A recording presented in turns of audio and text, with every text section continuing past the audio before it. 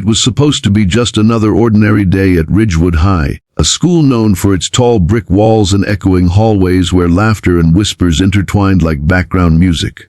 But for Mia, a shy girl with gentle brown eyes and a quiet voice that rarely spoke above a whisper, every day was a battlefield.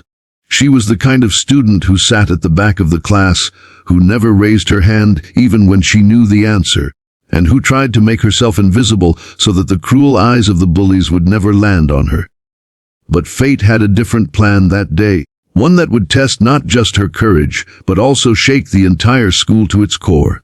Mia clutched her notebook close to her chest as she hurried down the hallway, her head bowed low. She wasn't late to class, but she always liked to slip in early before the bullies noticed her. Unfortunately, fate wasn't on her side. 3 girls, the notorious bullies of Ridgewood High, spotted her.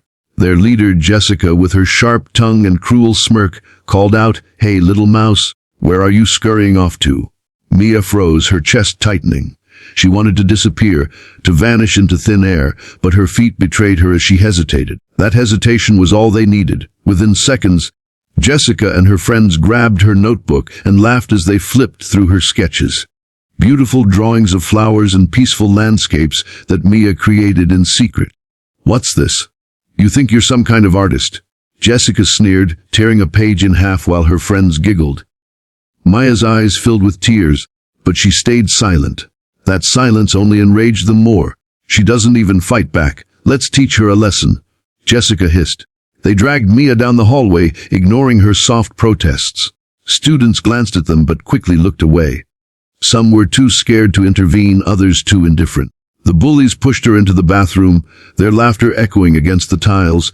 They shoved her against the cold wall. "You think you can hide from us, little mouse? Let's see how quiet you stay when we're done with you." Fear wrapped around Mia like chains, her heart hammering in her chest. She thought this was just another day of torment, but what she didn't know was that just outside, across the street, inside an abandoned warehouse, a group of heavily armed men were conducting training drills.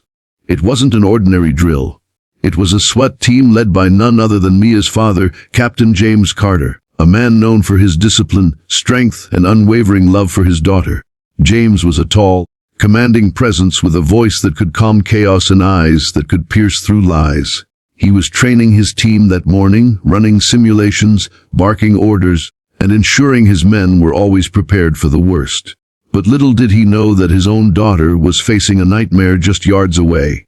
Inside the bathroom, the bullies cornered Mia. Jessica pulled out her phone, ready to record her humiliation. "Smile for the camera, mouse. Let's show the whole school what a freak you are." Maya's hands trembled as tears slid down her cheeks. She whispered, "Please, don't." But her voice was drowned out by their laughter. Outside, the school's resource officer walked by, but he was distracted, his phone buzzing with notifications. He didn't notice the muffled sounds of cruelty coming from inside. The bullies pushed Mia toward the sinks, her knees hitting the hard floor. Jessica raised her hand as if to strike her when suddenly a loud crash echoed from outside the building. A flash grenade, part of the SWAT training exercise, had gone off nearby. The walls rattled, and the sound startled everyone, including the bullies.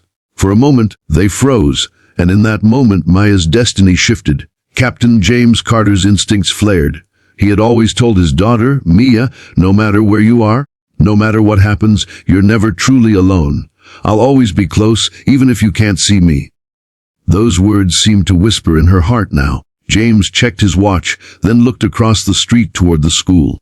Something gnawed at him. A father's instinct, sharper than any tactical radar. He turned to his team. "Hold the drill. Something's off."